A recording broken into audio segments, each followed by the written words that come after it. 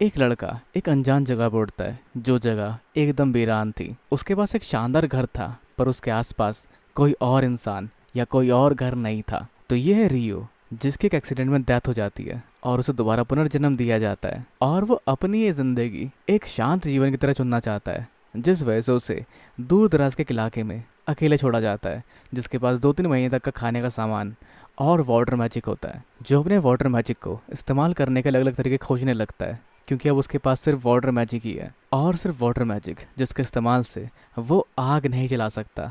पर वो जल्दी अपने वाटर मैजिक के बारे में और समझकर उससे बर्फ बनाना सीखता है, जिसके लिए वो वाटर मॉलिक्यूल्स को पास पास लाने के लिए इमेजिन करता है, और पानी बर्फ बन जाता है, जिसके बाद बर्फ को मैग्नीफाइंग ग्लास बनाकर वो आग जला पाता है, और इस तरह से नहाने के लिए गर्म पानी बनाता है, और अकेले रहता है, और अकेले ही खाना बनाता है अपने लिए। और अब क्योंकि वो इस जगह पर अकेले है और उसको खाना खत्म होने के बाद शिकार करना पड़ेगा, जो देखते हुए वो वाटर मैजिक को और बेहतर तरीके से इस्तेमाल करने की कोशिश करता है और ट्राई करता है कुछ अटैक स्पेल अपने वाटर मैजिक के साथ। पर उसकी मैजिक की स्पीड इतनी तेज नहीं होती। वो पानी को जमा के बर्फ बना देता है, पर वो उसे शूट नहीं कर पाता। जिसके बाद एक डंडे पे चाकू को अपने बर्फ के इस्तेमाल से लगाकर वो शिकार करने जंगल की ओर बढ़ता है, और उस दौरान एक जंगली सुअर उसके ऊपर हमला करता है, जिसे अपनी ओर भागता हुआ देखकर रियो थोड़ा घबराता है। पर वो एक बार और फिर से मरना नहीं चाहता, और वो अपने मैजिक के इस्तेमाल से बर्फीली फर्श बनाता है और अपने पास बर्फ की कटीली दीवार खड़ी कर देता है, जिससे फिसलता हुआ जंगली सुअर उसके उस हमले से मारा जाता है। जिसकी खाल अलग करके वो अपने लिए कपड़े बनाता है, क्योंकि उसके पास सिर्फ एक ही कपड़े हैं, और इसके बाद से वो उस सुअर की खाल को पहनकर घूमना शुरू करता है। पर तभी उस दौरान एक बड़ी सी चील उसके ऊपर हमला करती है, जिससे बचने के लिए बर्फ की दीवार बनाता है और एक बर्फ का टीला बनाकर उस चील को से टकरा देता है, जिससे उस चील की एक आंख जख्मी हो जाती है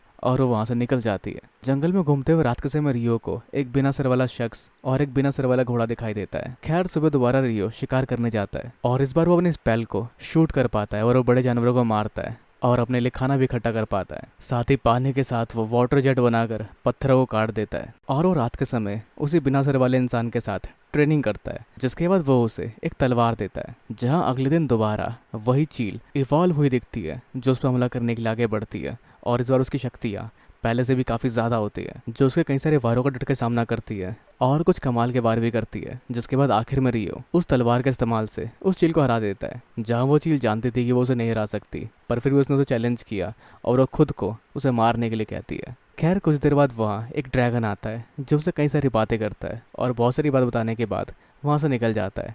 जहाँ जिस एंजल ने उसे ज़िंदगी दी थी, उसके पास एक नई स्किल शो होती है रियो की, जो उससे पहले किसी और के पास शो हुई थी, जिसे उसने री इनकारनेट किया था।